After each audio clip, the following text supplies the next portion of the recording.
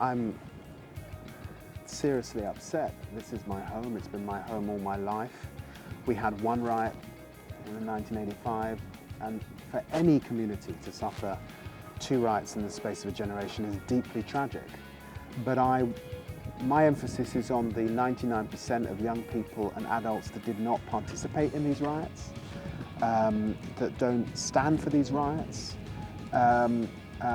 whilst at the same time acknowledging that there are always concerns when a young man loses his life at the hands of the police, and that we need to have more for young people in constituencies like mine. This is a time when we're seeing tremendous cuts, but there can be no excuses. There can be no excuses for wanton destruction, particularly of people's homes and their livelihoods if they run a business. And I condemn it outright, but we will rebuild. You know, we're a resilient people in Tottenham.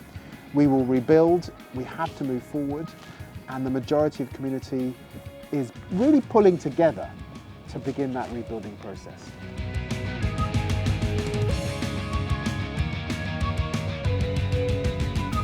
Leadership comes with burdens. It comes with knowing that not everyone believes that you are right, not everyone wants to follow you. And so I think the 2 things that you've got to have is tenacity and persuasion. You have to stick with it, stick the course, and you have to try and be persuasive. You have to try and win people over who want to upset your path, is the truth. I know where I stand in the ground. I have a faith that matters to me, and it leads and guides me, and no one's going to blow me off path. And I just say to people in leadership roles that you have to step up to that challenge and not be blown off course.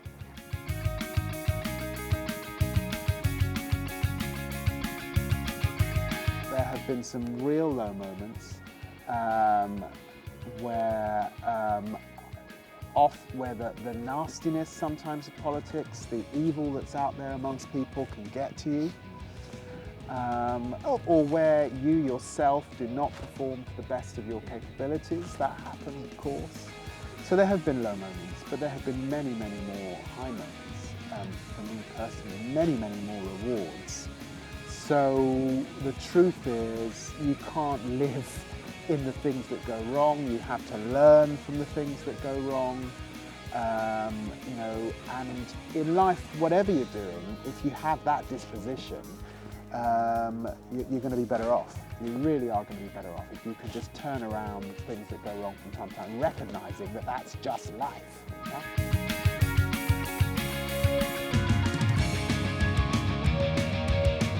The first thing is a sort of a critical moment at which me saying that isn't considered the exception, where community itself is talking about these things and putting it firmly on the agenda, not to sort of demonize young women, because that would be wrong, but to say, obviously, if you're a young woman and you find yourself in that situation, you're clearly not being empowered, right?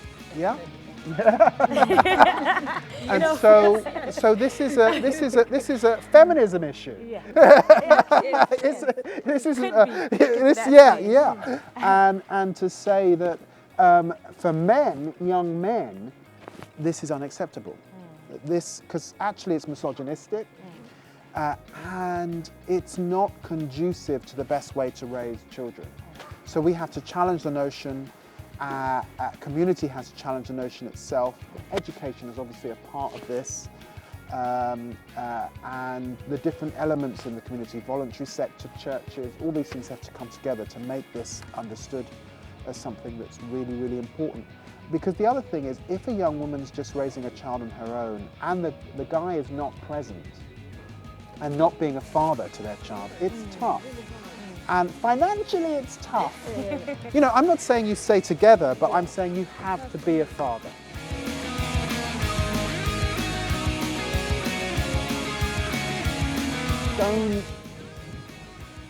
Don't place too much emphasis on the ignorance. Ignorance comes from both sides of the spectrum in my it comes from the extreme right, it comes from the extreme left. I'm very proud to be English, very proud. I love this country. It's my country. I grew up here. I love it. I love being a Londoner. But I'm also hugely proud of the Caribbean, where my parents are from. I'm so lucky to have travelled to most countries in Africa, and I'm proud of my heritage. So the way I sound is to do with where I'm from.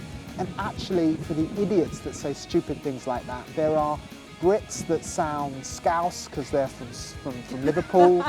They sound like Manx because they're from Manchester. Yeah, there's a kind of urban hip-hop vernacular that crosses all of those places.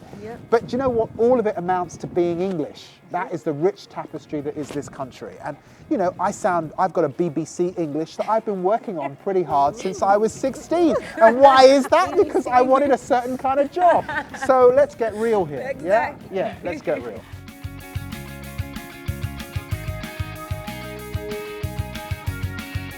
I'd go back to the 5 points that I made.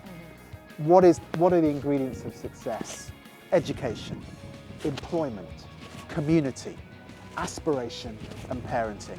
Get those 5 things right, whoever you are, black, blue or brown, and we're motoring forward.